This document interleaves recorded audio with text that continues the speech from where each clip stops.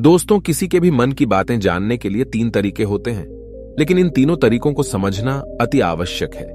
यदि आप इन तीनों तरीकों को समझ लेते हैं तो आप किसी के भी मन की बातें बड़ी ही आसानी से जान सकते हैं, समझ सकते हैं। तो चलिए इसे एक बुद्ध कहानी के माध्यम से समझते हैं कि किस तरह से आप दूसरों की मन की बातें जान सकते हैं, समझ सकते हैं। बहुत समय पहले की बात है। एक छोटा सा गांव था। उस गांव में 2 भाई रहा करते थे। बड़ा भाई अंधा था, जिस कारण वो हमेशा घर पर ही बैठा रहता था, और छोटा भाई खेती किया करता था, लेकिन खेतों में अधिक जानवर आने से पूरी फसलें नष्ट हो जाती थीं, जिस कारण छोटा भाई बहुत परेशान हो चुका था। तभी उसे एक तरकीब सूझी। एक दिन उसने सोचा, खेतों में से इन जानवर को भगाने के लिए क्यों ना मैं अपने बड़े भाई की मदद लूं। वैसे भी बड़े भैया अंधे हैं, अगर वह खेत में बैठे रहेंगे और जानवरों की आहट आने पर वो उन्हें जोर से चिल्लाकर भगा सकते हैं, जिससे हमारी फसलें बच सकती हैं। इसलिए उन्हें मैं खेत में बिठा देता हूं। ये सब सोच विचार करने के बाद उसने अपने खेत में ही एक छोटी सी झोपड़ी तैयार की और अपने अंधे भाई को उस खेत में बिठा दिया और उनसे कहा, भैया, यदि कोई जानवर की आहट आपको सुनाई दे तो आप जोर जोर से चिल्लाना। ये सुनकर वो जानवर यहां से भाग जाएंगे और हमारी फसलें नष्ट होने से बच जाएगी। बड़ा भाई अपने छोटे भाई की बात मान लेता है और वो उस दिन से खेत में ही रहना शुरू कर देता है। जब भी किसी जानवर की आहट उसे सुनाई देती तो वो तुरंत जोर जोर से चिल्लाना शुरू कर देता, जिससे वो जानवर उसके खेतों से भाग जाते। ऐसा करते करते कई दिन बीत चुके थे। तभी एक दिन उसके खेत में एक हिरण भागता हुआ आता है और वह खेत के बांध को तोड़कर वहां से भाग गया। लेकिन उसी हिरण का पीछा करते हुए एक राजा भी उस खेत में आ पहुंचा। तभी राजा की नजर उस अंधे भाई पर पड़ती है। राजा उस व्यक्ति से कहता है, देखो, मैं यहां पर एक जानवर का पीछा करते हुए आया हूं। क्या तुमने उस जानवर को यहां पर देखा है? इस पर वो व्यक्ति कहता है, हे राजन, मैं तो अंधा हूं, मैं भला किसी जानवर को कैसे देख सकता हूं। लेकिन मैं आपको इतना जरूर बता सकता हूं कि जो जानवर मेरे खेतों से होकर भागा है वो आपके लायक नहीं है। आप उसके पीछे अपना समय यूं ही व्यस्त कर रहे हैं। राजा उस अंधे व्यक्ति की बात सुनकर बड़ा अचरज में पड़ गया। वो ये सोचने लगा कि आखिर ये तो अंधा है, फिर इसे कैसे पता कि जिस हिरन को मैं तलाश रहा हूं वह हिरन मेरे लायक है ही नहीं। ये अंधा व्यक्ति मुझे कैसे बता सकता है? तभी राजा उस अंधे व्यक्ति से कहता है, कहीं तुम मुझसे झूठ तो नहीं कह रहे? एक तरफ तुम ये कहते हो कि तुम अंधे हो और दूसरी तरफ तुम ये भी कह रहे हो कि जो जानवर यहां से भागा है वो मेरे लायक नहीं है। इस पर वो अंधा व्यक्ति कहता है, हे राजन, जिसे आप एक हिरण समझ रहे हैं, असल में वो एक हिरण नहीं है, बल्कि एक हिरणी है, और वो भी गर्भवती है। और जहां तक मुझे ज्ञान है, मैंने कभी किसी राजा को किसी गर्भवती हिरणी का शिकार करते हुए नहीं सुना है। और इसी कारण मैं आपसे ये कह रहा हूं कि वो हिरणी आपके लायक नहीं है। आप उसके पीछे अपना समय व्यर्थ ना करें। यह सुनकर राजा और भी अचरज में पड़ गया। वो ये सोचने लगा कि आखिर ये अंधा आदमी ये कैसे जान सकता है कि वो हिरणी है और गर्भवती है। राजा कुछ देर सोच विचार करने के बाद अपने सेनापति से कहता है, सेनापति जी, मुझे वो जानवर जिंदा चाहिए, क्योंकि मुझे यह पता करना है क्या वह हिरणी है और क्या वह गर्भवती है। क्योंकि यह अंधा आदमी बहुत विश्वास के साथ कह रहा है और मुझे इस बात की पुष्टि करनी है। यदि वह हिरणी हुई और गर्भवती हुई तो वह हमारे शिकार के लायक नहीं है, क्योंकि हम तो एक हिरण का पीछा कर रहे थे। इसलिए जाओ और पता करो कि क्या वो हिरणी है।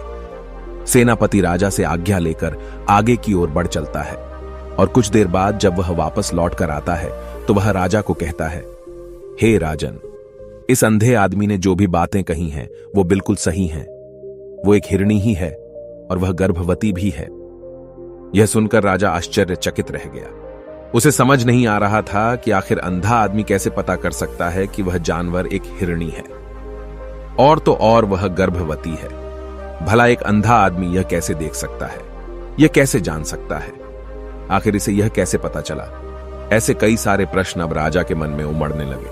अब राजा ने यह ठान लिया था कि मुझे इस बात की तह तक पहुंचना ही है कि आखिर यह अंधा आदमी कैसे जानता है कि वह जानवर एक हिरणी है। यह सोचकर राजा उस अंधे आदमी के पास जाता है और उस अंधे आदमी से कहता है, देखो, मैं ये तो नहीं जानता कि तुम सचमुच अंधे हो या नहीं, लेकिन मैं तुमसे एक बात जानने आया हूं। क्या तुम मेरे प्रश्न का सही सही जवाब दोगे? इस पर अंधा व्यक्ति कहता है, हे राजन, आप जो कुछ पूछना चाहते हैं मुझसे पूछ सकते हैं, मैं आपको बिल्कुल सच सच जवाब दूंगा। इस पर राजा कहता है, देखो, एक तो तुम कहते हो कि तुम अंधे हो और दूसरी तरफ तुमने यह बता दिया कि जिस जानवर का पीछा मैं कर रहा हूं वह एक हिरणी है, और तो और वह गर्भवती भी है। आखिर तुम्हें यह कैसे पता चला? तुम्हारे खेत में और भी तो जानवर आते होंगे, और भी तो जानवर यहां से गुजरते होंगे, फिर तुमने यह कैसे अंदाजा लगाया? तभी वह अंधा व्यक्ति राजा से कहता है, हे राजन, आप जिस हिरणी का पीछा कर रहे थे वही हिरणी जब मेरे खेत में आई, उसकी रफ्तार और उसके भागने की आहट से मुझे यह एहसास हो चुका था कि यह एक हिरणी है, और मेरे खेत की जो बांध है वह बहुत छोटी है, उसकी ऊंचाई ज्यादा नहीं है। यदि कोई हिरण होता तो उस बांध को बड़ी आसानी से लांघ जाता, लेकिन वह हिरणी इस बांध को तोड़कर भागी है, और यदि वह इस बांध को छलांग लगाकर पार करने का प्रयास करती तो इससे उसके बच्चे को खतरा होता, और इसी बात से मैंने यह पता लगा लिया कि वह गर्भवती है। इस कारण वह ज्यादा ऊंची छलांग न लगाकर मेरे खेत की बांध को तोड़ते हुए भाग गई। इस पर राजा के मन में एक और प्रश्न उठा। राजा ने कहा, किंतु तुम्हें कैसे पता चला कि वो एक हिरणी ही है? और भी तो कोई जानवर यहां पर आ सकते हैं। इस पर वो अंधा व्यक्ति कहता है, हे राजन, मैं पूरा दिन सुबह शाम यहीं पर बैठा रहता हूं, और मेरी सुनने की शक्ति बहुत तेज है। मैं ये बाफ जाता हूं कि कौन सा जानवर मेरे खेत में आया है, और उसी के आधार पर मैं जोर जोर से चिल्लाता हूं ताकि वो मेरे खेत से भाग जाए और मेरे खेत की फसलों को नष्ट न कर पाए। राजा उस अंधे आदमी का यह जवाब सुनकर पूरी तरह से संतुष्ट हो चुका था। वो मन ही मन ये सोच रहा था कि आदमी भले ही अंधा हो, लेकिन ये तो बड़ा ज्ञानी मालूम पड़ता है। इस आदमी से कुछ ना कुछ तो काम निकलवाना ही चाहिए। ये विचार लिए हुए राजा वहां से वापस अपने महल की ओर लौट जाता है। राजमहल पहुंचते ही राजा उस अंधे व्यक्ति से कहता है, आप तो बड़े ज्ञानी व्यक्ति है, आपको किसी भी बात का पता बड़ी आसानी से चल जाता है।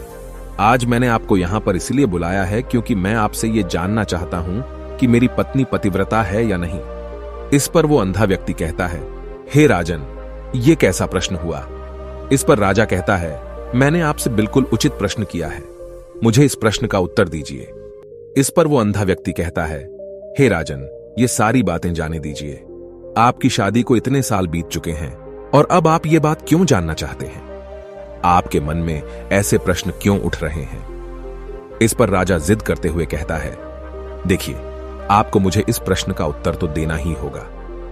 यदि आप मुझे इस प्रश्न का उत्तर नहीं देंगे तो मैं आपको मृत्युदंड दे दूंगा। राजा के मुख से यह बात सुनकर वो अंधा व्यक्ति कहता है, हे राजन, यदि आप इस प्रश्न का उत्तर चाहते हैं तो उसके लिए आपको मेरा एक काम करना होगा। राजा कहता है, बोलो, मुझे क्या काम करना होगा? इस पर व्यक्ति कहता है, इसके लिए आपकी पत्नी को मेरे साथ कमरे में अकेले छोड़ना होगा।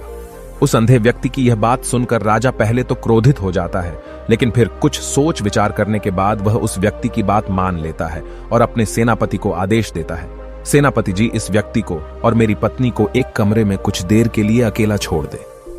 सेनापति बिल्कुल वैसा ही करता है। अब राजा की पत्नी और अंधा आदमी एक कमरे में बंद हो चुके होते हैं। तभी वो अंधा आदमी राजा की पत्नी से कहता है, मुझे आपको छूना है।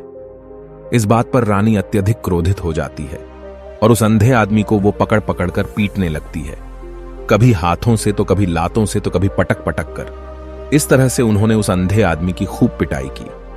उसके बाद किसी तरह से वह अंधा आदमी अपनी जान बचाकर वहां से भाग निकलता है और वह राजा के पास पहुंचता है और वह राजा से कहता है, हे राजन, आपकी पत्नी पतिव्रता नहीं है।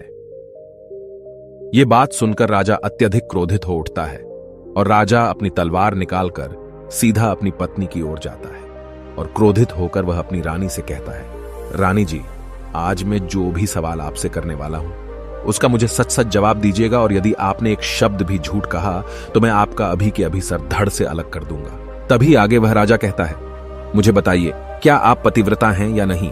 इस पर रानी कहती है, हे राजन, आप भले ही मुझे जान से मरवा दीजिए, लेकिन मैं पतिव्रता नहीं हूं। राजा यह बात सुनकर बहुत खुश हुआ, क्योंकि उस अंधे आदमी ने जो भी कहा था वह बिल्कुल सच था। यह बात सुनकर तुरंत ही राजा उस आदमी के पास पहुंचता है और आकर उस अंधे आदमी से कहता है, तुम्हें कैसे पता चला कि मेरी पत्नी पतिव्रता नहीं है? इस पर वह अंधा आदमी कहता है, हे राजन, बड़ी सीधी सी बात है, मैंने तो आपकी पत्नी से बस इतना ही कहा था कि मुझे आपको छूना है, और इस बात पर वह इतना क्रोधित हो उठी कि उन्होंने गुस्से में आकर मुझे लात घूंसों से पीटना शुरू कर दिया। और भला कोई औरत किसी और मर्द को कैसे छू सकती है, लेकिन उन्होंने न आव देखा न ताव, बस लात घूंसे मुझ पर बरसाने शुरू कर दिए। वह भी तो एक छूना ही हुआ, और एक पतिव्रता नारी कभी भी पराये मर्द को नहीं छूती। जब मैंने उसे छूने के लिए कहा था तो वह उस वक्त मुझे मना कर सकती थी, लेकिन उन्होंने तो मुझे पीटना शुरू कर दिया और देखते ही देखते उन्होंने मेरे पूरे शरीर को छू लिया। अब आप ही बताइए, ऐसी स्त्री भला पतिव्रता कैसे हो सकती है? इस पर राजा कहता है, तुम तो बड़े ज्ञानी मालूम पड़ते हो। अच्छा ठीक है, चलो तुम मेरे एक प्रश्न का और जवाब दो। यदि तुमने मुझे इस प्रश्न का सही सही जवाब दे दिया तो मैं तुम्हें यहां से जाने दूंगा। आगे राजा उस अंधे आदमी से कहता है कि तुम मुझे यह बताओ, क्या मैं सच में अपने पिताजी का ही बेटा हूं या फिर किसी और का? इस पर वह अंधा भी कहता है, हे राजन, इस बात से आपका क्या लेना देना? आप किसी की भी औलाद हो, आखिर आप हैं तो इस राज्य के राजा, इसलिए इस प्रश्न को जाने दीजिए। लेकिन राजा कहता है, नहीं नहीं, मुझे इस प्रश्न का सही सही जवाब चाहिए, अन्यथा यह प्रश्न मुझे हमेशा परेशान करता रहेगा। इसलिए मैं इसका सही सही जवाब जानना चाहता हूं। यदि तुम इसका सही सही जवाब दे देते हो तो तुम यहां से जा सकते हो, मैं तुम्हें नहीं रोकूंगा। इस पर वह अंधा आदमी कहता है, हे राजन, इसके लिए तो मुझे आपके मां के पास भी जाने की कोई आवश्यकता नहीं है। मैं आपको अभी अभी यह बता सकता हूं कि आप किसकी औलाद हैं, लेकिन उससे पहले मैं चाहता हूं कि आप मुझसे एक वादा करें कि आप मुझ पर क्रोध नहीं करेंगे। राजन ने कहा, मैं तुमसे वादा करता हूं, मैं तुम पर क्रोध नहीं करूंगा। इसके बाद वह अंधा आदमी राजा से कहता है, हे राजन, आप है तो अपने ही पिता के पुत्र, लेकिन आप पर एक कंजूस सेठ की छाया पड़ी हुई है। यह सुन राजा बहुत क्रोधित हो उठा और वह तुरंत तलवार निकालकर अपनी मां के पास जा पहुंचा। वह वहां पर पहुंचने के बाद अपनी मां से कहता है, मां, मुझे सच सच बताइए, क्या मैं अपने ही पिता का पुत्र हूं या नहीं? यदि आपने मुझे सही सही नहीं बताया तो वह यहीं पर अपने प्राण त्याग दूंगा।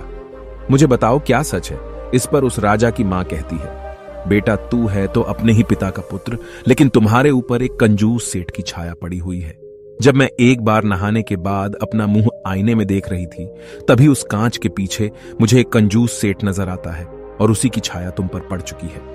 यह सुन राजा बहुत खुश हो जाता है और वह तुरंत दौड़ा दौड़ा वापस उस अंधे आदमी के पास पहुंचता है और उस अंधे आदमी से कहता है, तुम्हें यह कैसे पता चला कि मुझ पर एक कंजूस सेठ की छाया पड़ी हुई है? इस पर वह आदमी कहता है, हे राजन, आपने मुझसे कई सारे सवाल पूछे जिनका जवाब मैंने आपको सही सही दिया है। यदि कोई और राजा होता तो मुझे इसके बदले में ढेरों सारे इनाम मिल चुके होते, लेकिन अब तक आपने एक फूटी कौड़ी तक नहीं दी है। इस बात से ही मैंने अंदाजा लगा लिया था कि आप बहुत कंजूस हो। यह बात सुनकर राजा जोर जोर से हंसने लगा और कहता है कि आप जो भी मांगेंगे वह मैं आपको अवश्य दूंगा, लेकिन मुझे यह बताओ कि तुम्हें कैसे पता चल जाता है कि कौन सी बात सही है और कौन सी गलत? तुम किसी भी बात का इतना सटीक और सही जवाब कैसे दे पाते हो? इस पर वह अंधा आदमी कहता है, हे राजन, मैं तो वैसे ही अंधा हूं। यदि मेरी आंखें होती तो मैं किसी की भी मन की बातें बड़ी सरलता से जान लेता। मन की एक भाषा होती है और यह भाषा मनुष्य के शरीर के व्यवहार के रूप में देखी जा सकती है। उसकी आंखों से, उसके होठों से, उसके काम करने के तरीके से, उसकी क्रियाओं से पता किया जा सकता है कि उसके मन में क्या चल रहा है। उसके आधार पर हम किसी के भी मन की बातें जान सकते हैं। लेकिन मैं तो अंधा हूं, मैं देख नहीं सकता, इसलिए मैं क्रियाओं से देखता हूं। यदि मुझे कोई बात जाननी हो तो अगले आदमी को कुछ काम देना पड़ता है, जिस पर वह व्यक्ति किस प्रकार काम करता है, किस तरीके से इस काम को करता है, उसके आधार पर ही मैं यह पता कर पाता हूं कि उसके मन में क्या चल रहा है। तभी वह राजा कहता है, तो क्या इसका अर्थ यह हुआ कि मैं भी किसी के मन की बातें जान सकता हूं?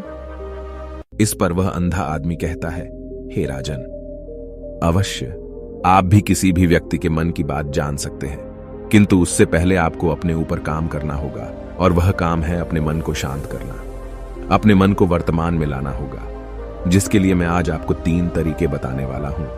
और ये तीनों ही तरीके बड़े ही आसान और सरल हैं। किंतु हे राजन, उससे पहले आपको एक काम करना होगा, अपने मन को एकाग्र करना होगा।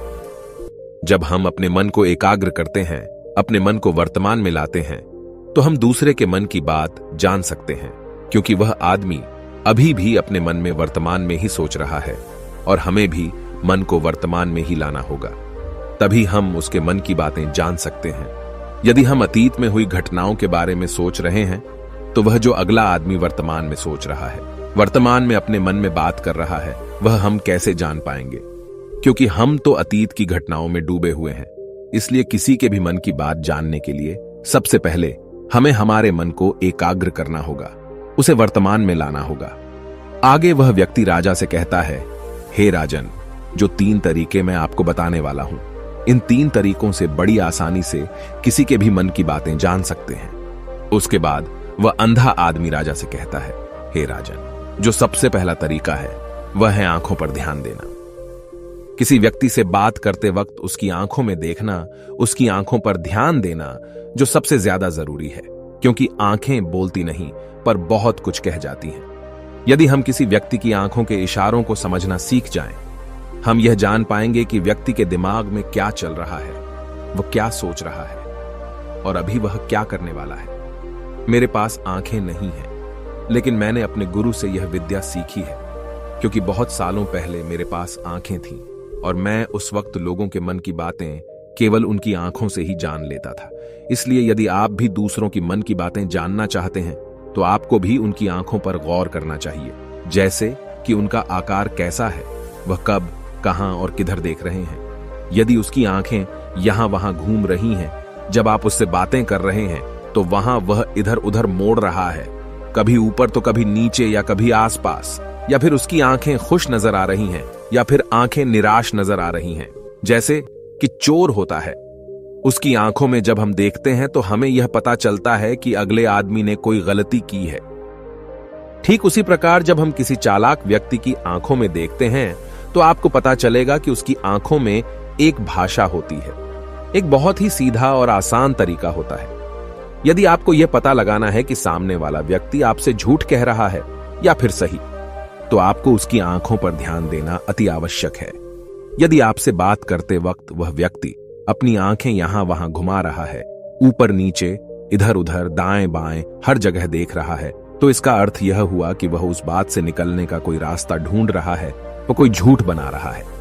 यदि सामने वाला व्यक्ति आपसे कुछ झूठ कहने का प्रयास कर रहा है तो वह आपसे नजर नहीं मिलाएगा। वह यहां वहां देखेगा, ऊपर नीचे देखेगा, लेकिन वह आपकी आंखों में आंखें डालकर कभी नहीं देख पाएगा, क्योंकि उसे डर है कि यदि उसने आपकी आंखों में आंखें डालकर देखी तो उसका झूठ पकड़ा जाएगा और लोगों को सच्चाई का पता चल जाएगा। और इसी प्रकार कुछ और भी भाषाएं होती हैं। जब आप किसी की आंखों में आंखें डालकर यह देखना शुरू कर देंगे कि उसके हाव भाव क्या है, ठीक उसी प्रकार चेहरे के हाव भाव होते हैं, जिससे हम मन की बातें बड़ी आसानी से समझ सकते हैं और इन्हें भी समझना बहुत जरूरी है। कभी कभी कोई व्यक्ति अपने चेहरे से जैसे आंख, होंठ और बहुत से कुछ अलग अलग व्यवहार करता है। यदि आप किसी व्यक्ति के चेहरे में गौर करेंगे तो आप आसानी से समझ पाएंगे कि वह व्यक्ति निराश है, जब व्यक्ति बहुत उदास है, या फिर वह बहुत खुश है, या फिर उसे कोई बहुत बड़ा दुख है। वह अपने अंदर क्या महसूस कर रहा है, ये सारी बातें हम उसके चेहरे के हाव भाव से पता कर सकते हैं। फिर चाहे इंसान जुबान से कुछ बोले या ना बोले, लेकिन आप उसके चेहरे से सब कुछ पता कर सकते हैं। आगे व्यक्ति राजा से तीसरा तरीका बताते हुए कहता है, हे राजन, इसी प्रकार तीसरी भाषा भी है, अर्थात तीसरा तरीका भी है, और वह है हाथों के इशारे और शरीर का व्यवहार। मन की बात समझने के लिए हमें हाथ के इशारे और शरीर के व्यवहार को समझना बहुत आवश्यक है। कोई व्यक्ति जब बात करता है तो आपने देखा होगा कि वो अपने हाथों को हिलाता रहता है, अपने हाथों से इशारा करता रहता है। बातों के साथ साथ अपना शरीर का जो व्यवहार है, अर्थात बॉडी लैंग्वेज, उसका भी पूरा उपयोग करता है, जिससे हमें यह पता चल पाता है कि वह व्यक्ति हमारी बातों पर कितना ध्यान दे रहा है और उसके मन में क्या चल रहा है। शरीर के व्यवहार को देखने के लिए उसके हाथ मटकाने, शरीर मटकाने और चेहरे पर बार बार हाथ लाने, हाथों का एक दूसरे से मसलना, ऐसी बहुत सी क्रियाएं होती हैं, उस पर हमें ध्यान देना अति आवश्यक है। मन की बात को समझने के लिए हमें शरीर के व्यवहार को भी समझना पड़ता है।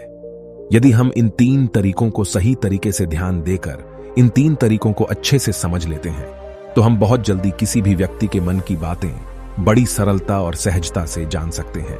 इसलिए यदि आपको किसी के मन की बातें जानी हैं तो आपको उसकी आंखों पर, उसके चेहरे पर, उसके शरीर के हाव भाव को और उसके हाथों को ध्यानपूर्वक देखना और समझना होगा, जिससे आप यह समझ पाएंगे कि आखिरकार उसके मन में क्या चल रहा है और वह क्या सोच रहा है। लेकिन उनसे पहले आपको अपने मन को एकाग्र करना होगा, शांत करना होगा और अपने मन को वर्तमान में लाना होगा। तभी आप उस व्यक्ति की इन सभी क्रियाओं पर ध्यान दे पाएंगे, उन्हें समझ पाएंगे। अन्यथा आप यदि अतीत की घटनाओं में व्यस्त हैं, भविष्य की योजनाओं में व्यस्त हैं, तो आप उस व्यक्ति के हाव भाव पर कभी ध्यान ही नहीं पाएंगे और न ही आप कभी यह समझ पाएंगे कि आखिर उस व्यक्ति के मन में क्या चल रहा है, वह क्या सोच रहा है। आपने देखा होगा कि ऐसे कई बड़े संत महात्मा हैं जो बड़ी ही शांति से आपको देखते हैं और आपको देखकर ही ये बता देते हैं कि आपके मन में क्या चल रहा है, आप उनसे क्या जानने आए हैं। और इसका सबसे बड़ा प्रमुख कारण यही है कि वह आपको पढ़ सकते हैं, आपको समझ सकते हैं, आपकी मन की बातें जान सकते हैं, क्योंकि उनका मन एकाग्र है, शांत है। और यही कारण है कि वह आपके मन की बातें बड़ी सरलता से समझ जाते हैं। यदि आपने अब तक पूरी कहानी को सुना है तो मैं आपसे एक छोटा सा अनुरोध करना चाहता हूं। कृपया इस चैनल को सब्सक्राइब करें ताकि मैं आपके लिए और भी ऐसी ही ज्ञान से भरपूर कहानियां लेकर आ सकूं।